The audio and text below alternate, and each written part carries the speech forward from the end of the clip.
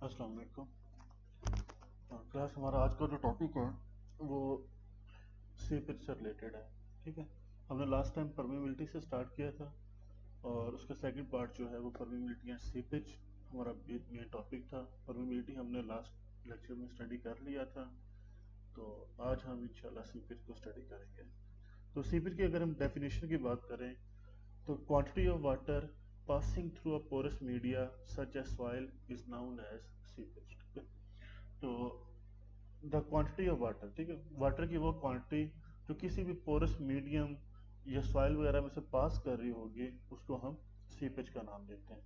अगर आप ये परमेबिलिटी की डेफिनेशन देखें तो that was ability of water to ability of soil to let water pass through it. ठीक है, वाटर की वो एबिलिटी थी जिसकी वजह से वाटर जो सॉरी सॉइल की वो एबिलिटी थी जिसकी वजह से वाटर जो है वो सॉइल में से पास करता है। और सीपेज की अगर हम बात करें तो सीपेज वो क्वांटिटी है, वाटर की वो क्वांटिटी है जो कि सॉइल में से पास कर रही होती है। The study of seepage is essential for engineers involving in the design and construction of all civil structures in general and hydraulic or water structures in particular. It has a great influence on the stability of foundations and slopes as it may cause surface erosion, internal erosion also known as piping, instability of excavation due to heaving, quicksand and liquefaction due to loss of intergranular pressure. And second effect of this phenomena is loss of precious water stored for use of for irrigation and electrical generation. The section is deputy to study the above mentioned problems caused by seeping water. The flowing water generates a pressure which acts on the soil grain is known as seepage force. तो यहाँ पे आपने जो चीज़ें mind में रखनी है, first of all seepage क्या होता है। सीपेज क्या है, बेसिकली वाटर की वो क्वांटिटी है जो सॉइल में से पास कर रही है। ठीक है, उसके बाद आ जाता है कि हमें सीपेज को स्टडी करने की जरूरत क्यों पेश आती है। सीपेज को स्टडी करना इसलिए ज़रूरी है कि जितने भी फाउंडेशंस हैं, जितने भी वाटर रिटेनिंग स्ट्रक्चर्स हैं, उनकी स्टेबिलिटी और उनकी एफिशिएंसी, उनकी इकोनॉमी, ये सारी की सारी चीज़ें जो हैं ये सीपेज पे डिपेंड कर रही होती हैं। ठीक है, तो जो मेन इसके वजह से इफेक्ट्स आ सकते हैं उसमें सरफेस इरोजन है, इंटरनल इरोजन या पाइपिंग है, इंस्टेबिलिटी ऑफ एक्सक्रीशन है। ठीक है ना, आपने जब अपलिफ्ट प्रेशर बहुत ज़्यादा हो जाता है तो जो एक्सकवेशन हैं वो भी कोलैप्स कर सकती हैं। इसके अलावा क्विक सैंड कंडीशन और लिक्विफेक्शन अगर का फिनोमेना अगर हो जाए तो तब भी हमारी जो स्ट्रक्चर है वो अनस्टेबल हो जाएगा। ठीक है, उसके अलावा ये तो थी स्टेबिलिटी वाइज इसके जो इश्यूज आते हैं। उसके अलावा ये भी हो सकता है कि अगर वो सॉइल की परमेबिलिटी ज़्यादा है, ठीक है, तो क्या होगा कि वाटर जो है वो सॉइल में से पास करता रहेगा, तो हमने जो वाटर को स्टोर किया हुआ था, जो हमारा पर्पस था कि हमने वाटर को स्टोर करना है, रिटेन करना है, वो पर्पस भी पूरा नहीं होगा क्योंकि ना ही वाटर स्टोर प्रॉपर स्टोर हो पाएगा और ना ही हमारा जो डैम बिल्ड करने का पर्पस था वो भी फुलफिल हो जाएगा। ठीक है, तो उसके बाद अब जाहिर बात है न्यूटन का सेकंड लॉ था F is equal to M A. ठीक है, मतलब जब भी कोई मैस जो है वो मूव कर रहा होगा, जब भी कोई बॉडी मोशन में होगी तो वो एक फोर्स जनरेट करेगी। ठीक है, तो यही केस यहाँ पे जब वाटर फ्लो करेगा तो उस फ्लोइंग वाटर की वजह से एक फोर्स जनरेट होगी सॉइल पार्टिकल्स पे। उस फोर्स को हम कहते हैं सीपेज फोर्स। सीपेज और सीपेज फोर्स को मिक्सअप नहीं करना। सीपेज का मतलब है quantity of water flowing through a porous media और सीपेज फोर्स का मतलब है the force exerted by flowing water on the soil और porous media whatever it is. तो वो जो भी चीज़ है जिसपे सीपेज फोर्स लग रही है, हाँ, जिसमें से वाटर पास कर रहा है उसको हम कहते हैं कि सीपेज फोर्स अप्लाई कर रहा है। ठीक है,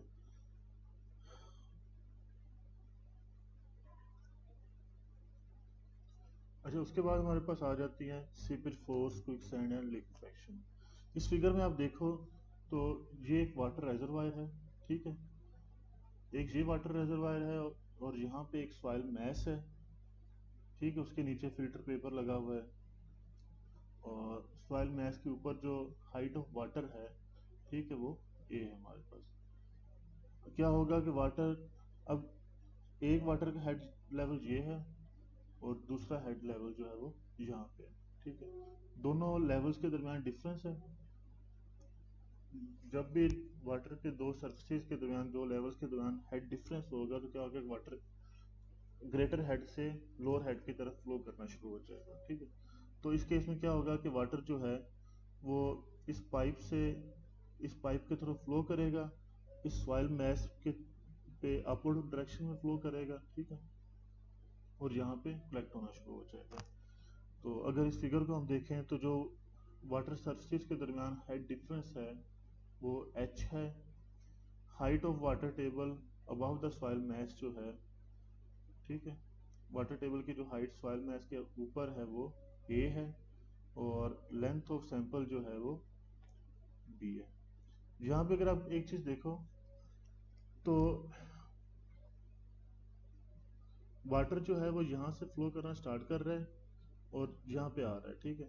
और ये सारा head difference, sorry head loss जो है, अगर यहाँ पे सॉइल मैस ना हो तो क्या होगा कि जितना वाटर का हेड यहाँ पे है, वाटर इतनी ही हाइट तक इस साइड पे राइज करेगा। लेकिन क्या हो रहा है कि सॉइल मैस की वजह से, उसकी रेजिस्टेंस की वजह से वाटर जो है वो इस हाइट तक नहीं जा सकता, ठीक है। वाटर इस हाइट तक नहीं जाएगा, उसका कुछ ना कुछ हेड लॉस हो जाएगा। वो हेड लॉस इस सॉइल मैस की वजह से हो रहा है, और इस सॉइल मैस की जो लेंथ है वो b है, ठीक है। तो बेसिकली जितना वाटर का हेड लॉस हो रहा है वो सारा इस लेंथ ऑफ सैंपल में हो रहा है, इस बी लेंथ के दौरान ही हो रहा है। तो ये चीज आपने जरा माइंड में रखनी है। अच्छा, तो उसके बाद हमारे पास आ जाता है consider a soil mass of length b with water flowing upward under a head h as shown in figure, जैसे कि आपको इस फिगर में दिखाया था मैंने, ठीक है, कि वाटर जो है वो फ्लो करेगा इस लेंथ b में से हेड डिफरेंस h की वजह से। तो हमारे पास जो हाइड्रोलिक ग्रेडियंट होता है वो क्या होता है कि head loss per unit length, ठीक है। हेड लॉस हमारे पास हो रहा है h over b, sorry, head loss h हो रहा है और किस लेंथ में वो हेड लॉस हो रहा है, b लेंथ में हो रहा है। तो हमारे पास हेड लॉस आ जाएगा h ओवर b। इसी तरह total downward force at sample base, वो क्या होगी, gamma saturated into B plus gamma W into A. अच्छा, वो क्या चीज़ है, ये हमारे पास सॉइल मैस है।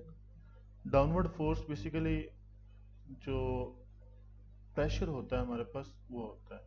प्रेशर क्या होता है कि unit weight of any material multiplied by it's height, ठीक है।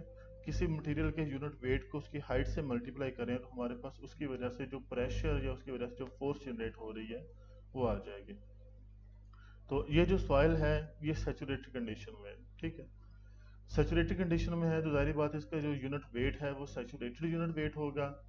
तो इस सैंपल बेस पे जो हमारे पास फोर्सेज आ रही हैं, यहाँ पे दो फोर्सेज आ रही होंगी। एक इस वेट सॉइल का वेट होगा जो कि सैचुरेटेड यूनिट वेट है, और सेकंड इस सॉइल के अंदर जो वाटर प्रेशर है, ठीक है। सेकंड जो है वो वाटर का जो प्रेशर आ रहा है, अगर आप यहाँ पे देखें ये हमारे पास एडिशनल वाटर है, ठीक है। इसका वेट भी इसी सैंपल बेस पे आ रहा होगा। तो हमारे पास जो दो फोर्सेस आ रही होंगी, दो प्रेशर आ रहे होंगे, एक इस सैचुरेटेड सॉइल का वेट और एक जो है ये वाटर का वेट। तो total downward force at sample base क्या होगी, gamma saturated multiplied by B और gamma W multiplied by A. Gamma saturated unit weight of soil, ठीक है, उसको हमने सॉइल की हाइट से मल्टीप्लाई कर दिया, इस और गैमा डब्ल्यू जो यूनिट वेट ऑफ वाटर उसको हमने वाटर की हाइट से मल्टीप्लाई कर दिया। और पोर प्रेशर और neutral stresses eight the base, ठीक है। पोर प्रेशर कितना होगा, height of water at the base, sorry, unit weight of water multiplied by total height of water, ठीक है। तो ये बेस है हमारे पास, ठीक है, आप इस तरह कर लो। तो इसमें क्या होगा कि वाटर है हमारे पास, ठीक है, इसको यूनिट वेट गैमा डब्ल्यू होगा, और उसकी टोटल हाइट कितनी है, h plus A plus B. तो हमारे पास जो पोर प्रेशर है वो आ गया h plus A plus B multiplied by gamma W. तो डाउनवर्ड फोर्सेस हमारे पास ये वाली हैं, और अपवर्ड प्रेशर या अपलिफ्ट फोर्सेस जो हैं जो वाटर की वजह से आ रही हैं वो ये वाली हैं। तो जो नेट डाउनवर्ड फोर्स या जो अफेक्टिव स्ट्रेस होगी हमारे पास वो क्या होगी, total downward force minus total upward force, या total stress minus pore water pressure at the base.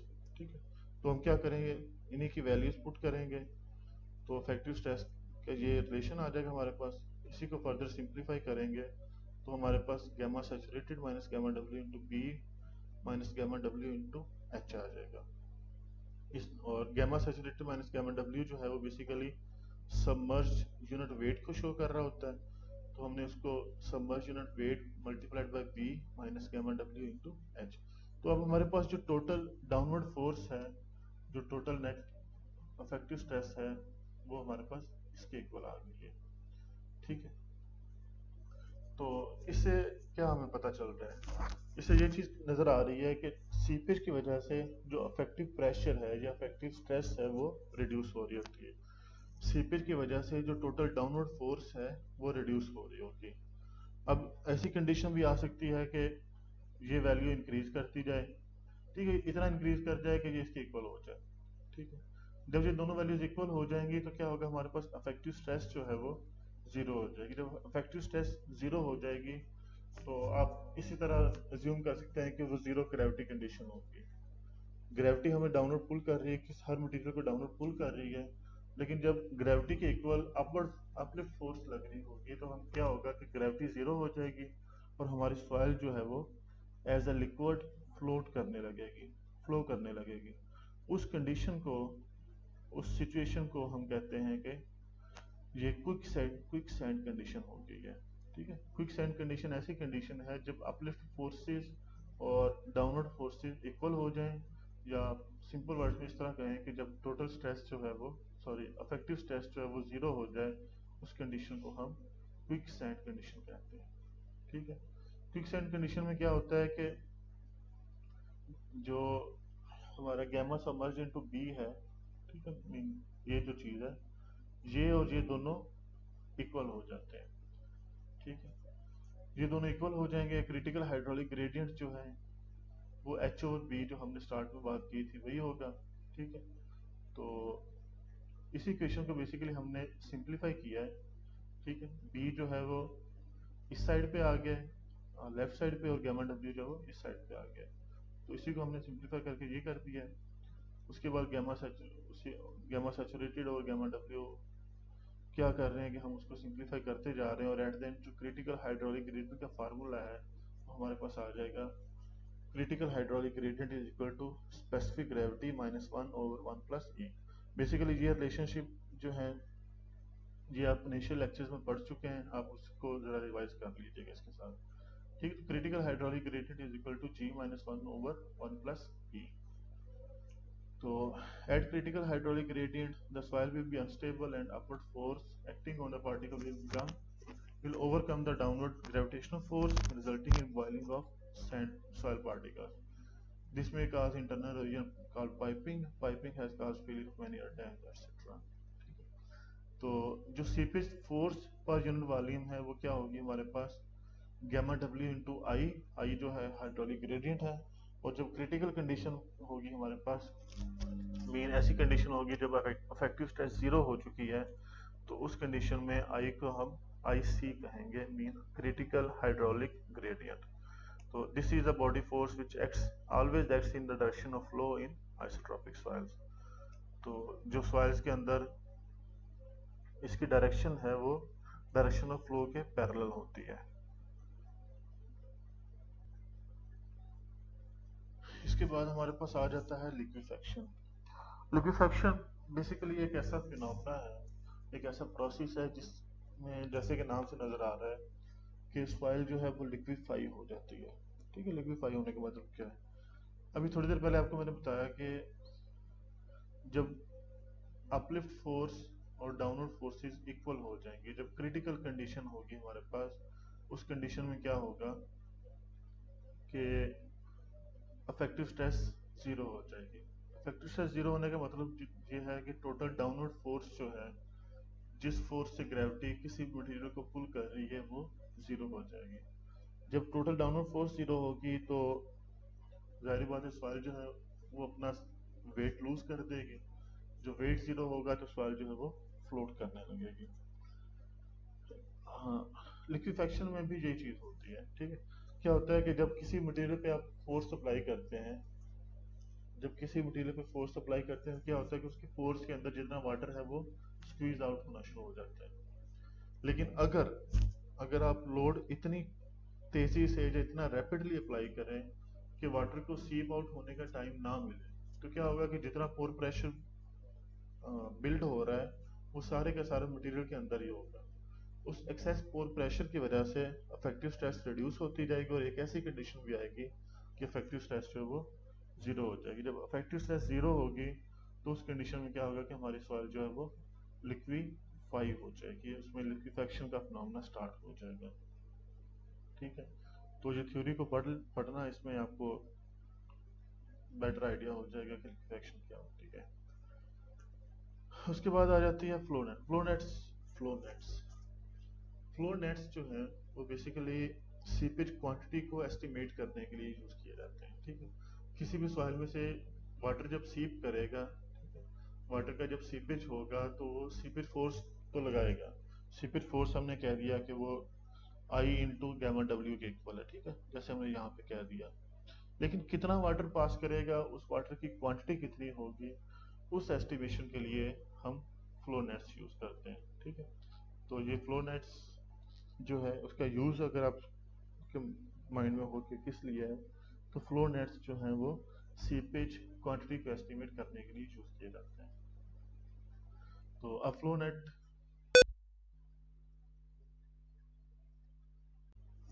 उसके बाद हमारे पास आ जाता है फ्लो नेट। ठीक, अब flow net consist of two groups of curves, flow lines. ठीक है, इसमें दो दो किस्म के कर्व्स, दो किस्म के लाइंस होती हैं। नंबर वन फ्लो लाइंस और नंबर टू जो है वो इक्विपोटेंशियल लाइंस। फ्लो लाइंस को स्ट्रीम लाइंस भी कहते हैं और basically flow lines represent the path that a particle of water takes as it travels through the soil mass। Flow line basically उस पाथ को शो कर रही है जिस पाथ को वाटर पार्टिकल जो है वो फॉलो करता है जब वो सॉइल में से पास कर रहा होता है। ठीक, और इक्विपोटेंशियल लाइंस जो हैं वो इक्वल पोटेंशियल या इक्वल हेड के पॉइंट्स को शो कर रही होती हैं। ठीक है, मेन इक्वी जैसे ये रेड कलर की आपको इक्विपोटेंशियल लाइंस नजर आ रही होंगी। ठीक है, तो इस हर रेड लाइन पे, ठीक है, हर रेड लाइन पे जो पोटेंशियल होगा या पोटेंशियल हेड जो होगा वो इक्वल होगा। ठीक है, तो आगे फ्लो नेट्स की थोड़ी एक्सप्लेनेशन, फ्लो लाइंस की एक्सप्लेनेशन आ जाती है कि flow lines also known as stream lines represent the path that a particle of water takes as it travels through a soil mass। ठीक है, the space between two adjacent flow lines is called a flow path discharge, या इसको flow channel भी कहा जाता है। ठीक है, जैसे ये दो फ्लो लाइंस हैं, इनके दरमियान जो स्पेस है उसको फ्लो पाथ डिस्चार्ज भी कहा जाता है और फ्लो चैनल भी कहा जाता है इस एरिया को। ठीक है, और ये हमेशा इक्वल होता है, दो फ्लो लाइंस के दरमियान जो डिस्टेंस है वो हमेशा इक्वल रहता है। नेक्स्ट हमारे पास आ जाते हैं equipotential lines. Equipotential lines are lines that pass through points of equal head. ठीक है, इक्विपोटेंशियल लाइंस जो हैं ऐसी लाइंस हैं जो कि इक्वल हेड पॉइंट्स में से पास कर रही होती हैं। The space between two adjacent equipotential line represent a drop in head. ठीक है, the space between two equipotential lines represent a drop in head. जैसे एक लाइन आपके पास ये आ जाती है, ठीक है, और एक लाइन जो है वो ये आ जाती है। इन दोनों लाइंस के दरमियान जो स्पेस है वो बेसिकली वन हेड ड्रॉप को शो कर रही होती है।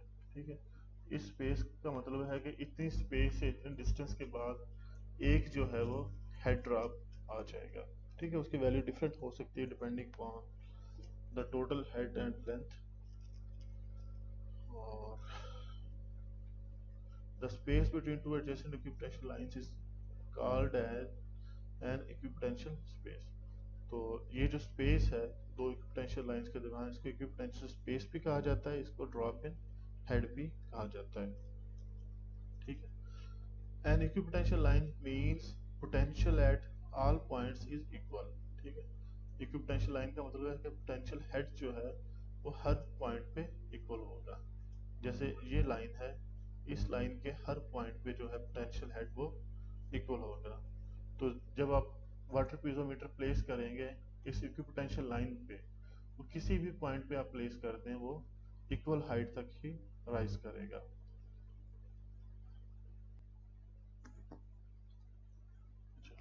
उसके बाद हमारे पास आ जाती है एक फिगर है, ठीक है, जो कि शो कर रही है फ्लो लाइंस को और इक्विपोटेंशियल लाइंस को।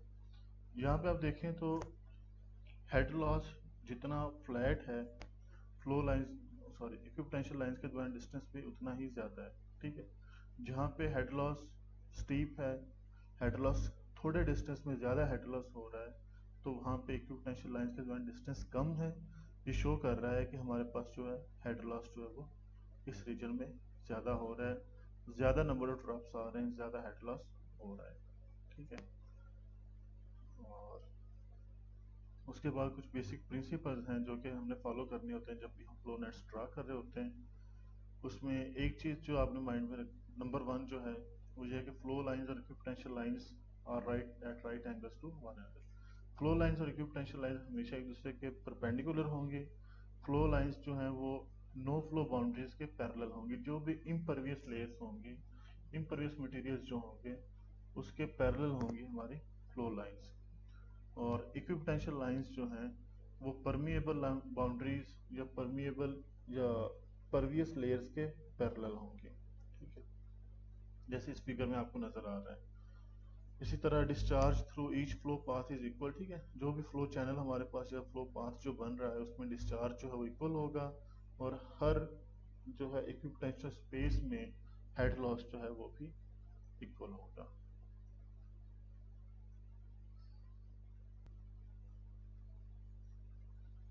ओके, तो ये वो बेसिक प्रिंसिपल्स हैं जो हमने फॉलो करने होते हैं जब भी फ्लो नेट ड्रा किया जाए। ठीक है, तो यहाँ पे अगर आप देखें ये रेजरवायर है, ठीक है, और यहाँ पे फ्लो नेट ड्रा किया गया है। इसमें ये ग्रीन लाइंस जो हैं ये शो कर रही है फ्लो लाइंस को, और जो रेड लाइंस हैं वो इक्विपोटेंशियल लाइंस को शो कर रही हैं। तो अगर आप देखें ये सॉइल है, पोरस मटेरियल है, परवियस है, ये वाटर है, और ये नो फ्लो बाउंड्री या इम्परवियस मटेरियल है। तो फ्लो लाइंस जो हैं वो इम्परवियस मटेरियल के पैरेलल हैं, और इक्विपोटेंशियल लाइंस जो हैं वो इम्परवियस मटेरियल के परपेंडिकुलर हैं। यहाँ पे आप देखें तो फ्लो लाइंस जो हैं वो परवियस मटेरियल के परपेंडिकुलर हैं, और जो स्ट्रीम लाइंस इक्विपोटेंशियल लाइंस हैं वो परवियस मटेरियल के पैरेलल हैं। ठीक है, जैसे कि हमने वो बेसिक प्रिंसिपल्स में देखा था। यहाँ पे भी आपको वही चीज़ नज़र आएगी। एक शीट पाइल है, उस शीट पाइल के लिए हमने फ्लो नेट ड्रा किया। हमने क्या किया, ये जो वाटर था, ठीक है, जो अपस्ट्रीम पे हमारे पास वाटर था और जो डाउनस्ट्रीम पे वाटर था, हमारे फ्लो लाइंस यहाँ से स्टार्ट होके, तो ग्रीन कलर में हमारे पास फ्लो लाइंस हैं और रेड कलर में हमारे पास इक्विपोटेंशियल लाइंस हैं। अगर आप देखें तो इक्विपोटेंशियल लाइंस और फ्लो लाइंस एक दूसरे के पैरेलल हैं, ऑलमोस्ट स्केयर शेप में उनके दरमियान जो स्पेस है वो ऑलमोस्ट स्केयर शेप में है, और वो सारे प्रिंसिपल फॉलो हो रहे हैं जो हमने इनिशियली डिस्कस किए थे।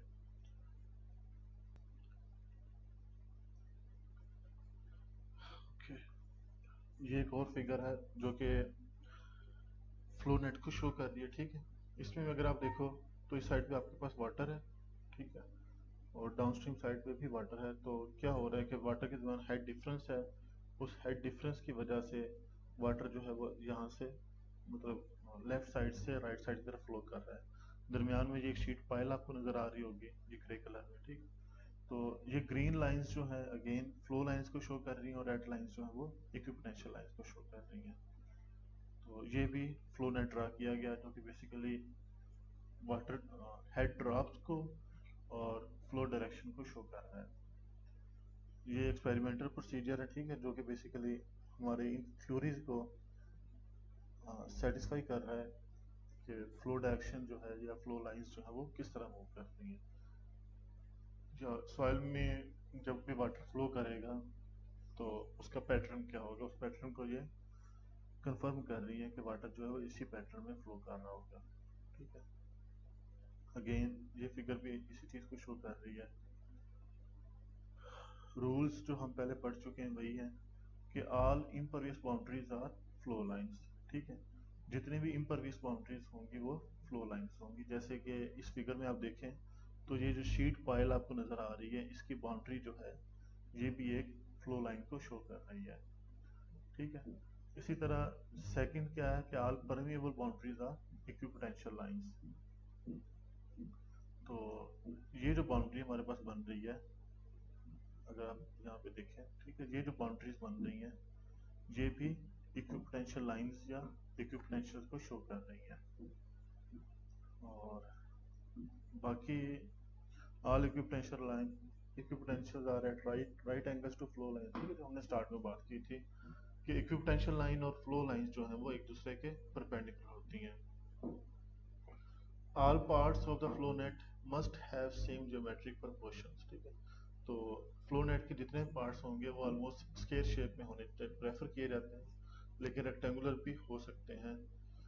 और just like contour lines, flow lines can not cross other flow lines and equipotential lines can not cross other equipotential lines.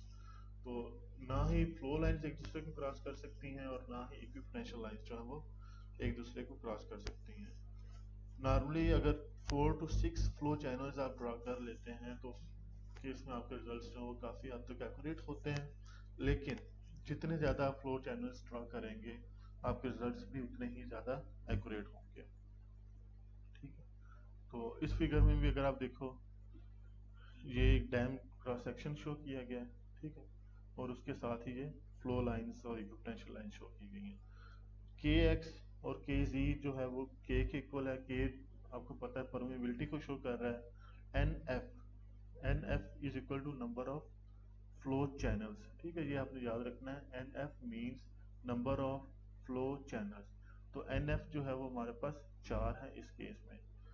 तो 4 फ्लो चैनल है, एक फ्लो चैनल आपको ये नज़र आ रहा होगा, एक उसके बाद ये नज़र आ रहा है। ठीक है, थर्ड फ्लो चैनल ये वाला है और फोर्थ फ्लो चैनल जो है वो ये वाला है। तो ये 4 हमारे पास फ्लो चैनल्स हैं। उसके बाद एन डी जो है वो नंबर ऑफ हेड ड्रॉप्स को शो कर रहा है, या आप इस तरह कह लो कि नंबर ऑफ इक्विपोटेंशियल ड्रॉप्स को शो कर रहा है। तो ये हमारे पास इस केस में 8 है। फर्स्ट ड्रॉप, ठीक है, सेकंड ड्रॉप, आपने जस्ट इक्विपोटेंशियल लाइंस काउंट करनी है, कितनी इक्विपोटेंशियल लाइंस है हमारे पास। तो पहली लाइन ये होगी, सेकंड ये, third equipotential line, fourth, fifth, six, seven और ये 8। ठीक है, तो 8 हमारे पास इक्विपोटेंशियल लाइंस हैं। नंबर 1 यहाँ से स्टार्ट होती है और नंबर 8 जो है वो यहाँ पे आके वाइंड अप हो रही है। ठीक है, तो ये आपने काउंट करके देख लेना, हमारे पास 8 नंबर ऑफ इक्विपोटेंशियल लाइंस आ रही होंगी। तो नंबर ऑफ ड्रॉप्स जो है वो भी 8 होंगे। इस फिगर में आप देखो नंबर ऑफ फ्लो चैनल्स 5 हैं और नंबर ऑफ ड्रॉप्स जो है वो 9 है। तो ये आप इन इक्विपोटेंशियल लाइंस को क्रॉस काउंट करके तो आप इसको कंफर्म कर सकते हो कि हमारे पास यही सिनेरियो बन रहा है या नहीं बन रहा। ये भी फिगर है, इसमें आपने खुद से ड्रा करके देखना है कि फ्लो नेट ड्रा कर सकते हैं या नहीं कर सकते। ओके, ये CW के थ्रू एक डैम के अंडर फ्लो नेट ड्रा किया गया है। ठीक है, CW एक जियोटेक्निकल सॉफ्टवेयर है जो कि जियोटेक्निकल एनालिसिस वगैरह के लिए यूज़ किया जाता है, सीपी एनालिसिस के लिए यूज़ किया जाता है। तो इसको आपने देख लेना है।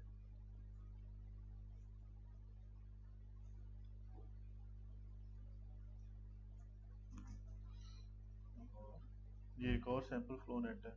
ठीक है, इसको आप देख लें अच्छी तरह। ओके,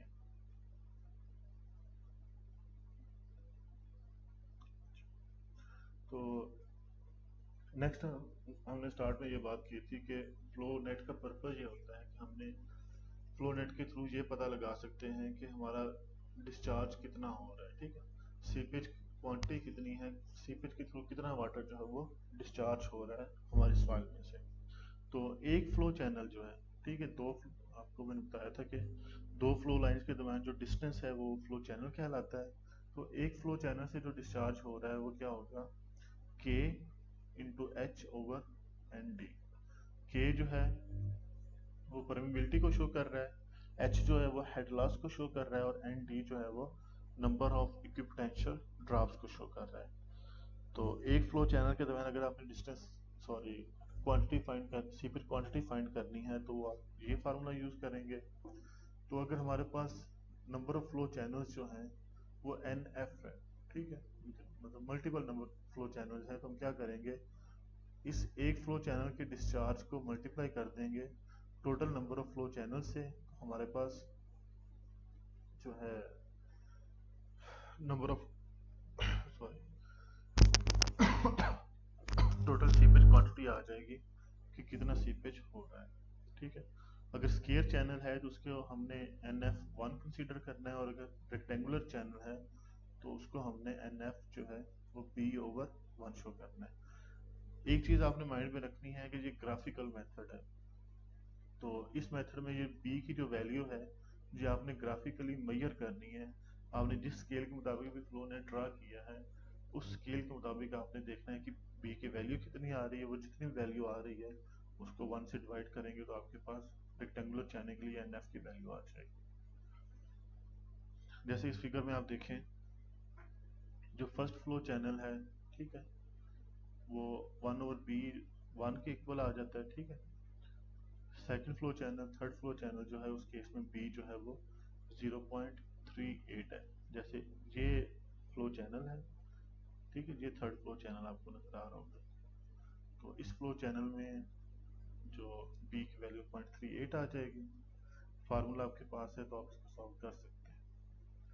ये इसकी स्टेटमेंट है। A flow net for flow around a single row of sheet piles in a permeable soil layer is shown in figure। Given permeability हमें गिवन है। उसके बाद उसने ये कहा है कि how high above the ground surface the water will rise if piezometers are placed at points A and B।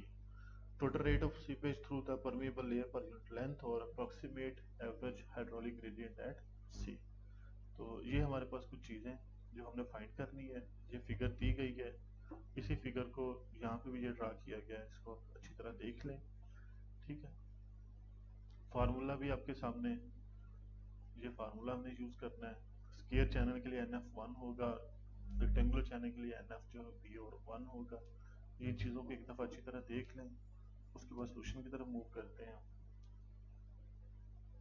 तो ये सोल्यूशन पार्ट ए में वो क्या कह रहा है कि अगर हम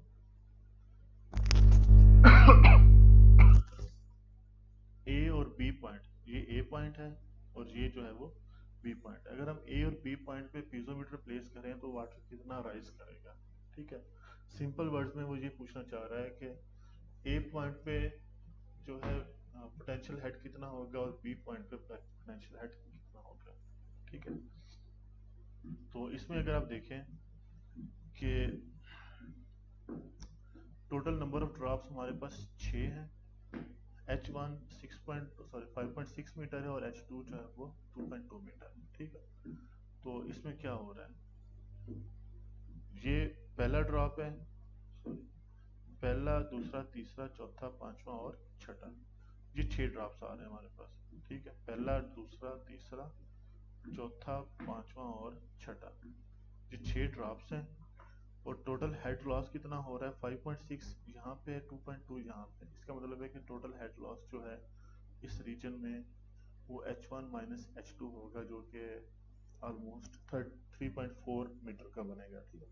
तो 6 ड्रॉप्स में 3.4 मीटर का अगर हेड लॉस हो रहा है तो एक ड्रॉप में कितना हेड लॉस हो रहा होगा। हम सिंपली ये करेंगे, total head loss divided by number of drops करेंगे तो ये हमारे पास आ जाएगा 0.567 मीटर, ठीक है। अब इस फिगर पे आ जाए, अगर आप पॉइंट ए पे देखें तो इसका मतलब है कि एक इक्विपोटेंशियल ड्रॉप आ चुका है, ये भी इक्विपोटेंशियल लाइन है, ठीक है। तो ए पॉइंट तक आते आते एक जो है वो ड्रॉप आ चुका होगा। तो यहाँ पे हेड जो है 5.6 मीटर था, यहाँ पे एक ड्रॉप आने के बाद हेड कितना होगा 5.6 माइनस 0.6 सॉरी 0.567, तो ये 5.033 मीटर यहाँ पे पोटेंशियल हेड होगा। इसी तरह अगर हम पॉइंट बी की बात करें तो यहाँ तक पहुँचते पहुँचते 1 2 3 4 और 5 ड्रॉप्स आ चुके होंगे, ठीक है। तो क्या होगा कि टोटल हेड या initial head minus number of head drop in one drop multiplied by number of drop, ठीक है। ये हमने किया तो हमारे पास ये आ गया 2.765 मीटर। तो ये हमारे पास हेड होगा बी पॉइंट पे।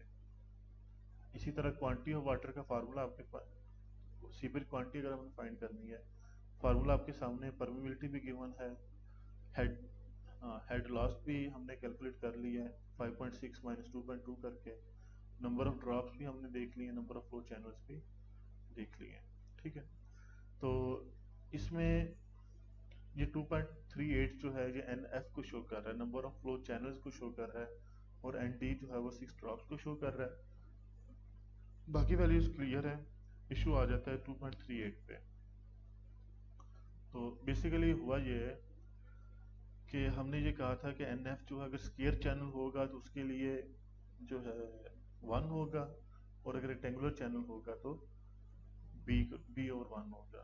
दो चैनल्स हमारे पास स्क्वायर हैं, स्क्वायर शेप में, जैसे यहाँ पे अगर आप देखो फ्लो चैनल 1 जो है वो स्क्वायर शेप में, उसको हमने 1 कह दिया। फ्लो चैनल 2 जो है वो भी स्क्वायर शेप में है, उसको भी हमने 1 कह दिया। और फ्लो चैनल 3 जो है वो रेक्टेंगुलर शेप में, तो उसको हमने 1 और बी लेना था। इस केस में क्या होगा कि ग्राफिकली आप बी को मेजर करेंगे, वो आपके पास 0.38 के इक्वल आ रहा होगा। तो जो टोटल NF होगा वो क्या होगा 1 + 1 + 0.38, तो ये 2.38 हो रहा होगा, ठीक है। तो इसको आपने देख लेना है, और ये फार्मूला यूज करके आप सीपेज क्वांटिटी भी फाइंड कर सकते हैं। और average hydraulic gradient at C can be given as, hydraulic gradient C पे कितना होगा। हाइड्रोलिक ग्रेडियंट का फार्मूला क्या है कि head loss per unit length, length हमारे पास 4.1 मीटर है, हेड लॉस वैसी बात है एक ड्रॉप आ रहा है तो 0.67 मीटर होगा। तो एवरेज हाइड्रोलिक ग्रेडियंट जो है वो 0.138 आ जाएगा। यूनिट लेस क्वांटिटी होगी क्योंकि ऊपर भी लेंथ है नीचे भी लेंथ है, तो उसका यूनिट कोई नहीं होगा। तो इस तरह करके आप सीपेज क्वांटिटी डिफरेंट पॉइंट्स पे पोटेंशियल हेड और एवरेज हाइड्रोलिक ग्रेडियंट भी फाइंड कर सकते हैं, ठीक है। तो ये एक और क्वेश्चन है, इसको आपने खुद सॉल्व करके देख लेना है कि इसमें कोई इशू तो नहीं आ रहा। उसके बाद लास्ट पे हमारे पास आ जाता है capillary action and its effect. Capillary action क्या होता है, कैपिलरी राइज का वर्ड आपने सुना होगा, ठीक है। नॉर्मली होता यह है कि वाटर और सॉइल पार्टिकल के दरमियान जो एडहेजन होगी, या वाटर के अपने पार्टिकल्स के दरमियान जो कोहेजन होगी, उस कोहेजन और एडहेजन की वजह से वाटर जो है वो सॉइल में राइज कर रहा होगा, उसमें सॉइल में वाटर का लेवल जो है वो इंक्रीज हो रहा होगा। उस इंक्रीज इन वाटर लेवल को हम कैपिलरी एक्शन कहते हैं या कैपिलैरिटी कहते हैं, और उस वाटर को कैपिलैरिटी वाटर का नाम दिया जाता है। Capillarity tends to increase the effective stress in a soil mass, ठीक। कैपिलैरिटी से क्या होगा कि इफेक्टिव स्ट्रेस जो नॉर्मली इंक्रीज होती रहती है। इनिशियल लेक्चर्स में आपने देखा है कि जब भी वाटर का इफेक्ट आएगा तो इफेक्टिव स्ट्रेस रिड्यूस हो रही होगी। उसकी रीजन ये है कि वाटर का जो लेवल है उस लेवल के नीचे जितना भी वाटर होता है उसका प्रेशर नेगेटिव होता है, सॉरी उसका प्रेशर पॉजिटिव होता है। इस वजह से वो इफेक्टिव स्ट्रेस को रिड्यूस कर रहा होता है। लेकिन जो कैपिलरी वाटर होता है, जो जो उसका लेवल जो है नॉर्मली वाटर लेवल से अबव होता है, उसका प्रेशर नेगेटिव होता है, और वो अल्टीमेटली जो है इफेक्टिव स्ट्रेस उसको इंक्रीज कर रहा होता है। ये थ्योरी वगैरह आप देखना, आपको इसमें थोड़ा ज़्यादा क्लियर आइडिया हो जाएगा कि कैपिलरी वाटर क्या होता है, ठीक है। तो आज के लिए इतना ही, इंशाल्लाह नेक्स्ट लेक्चर में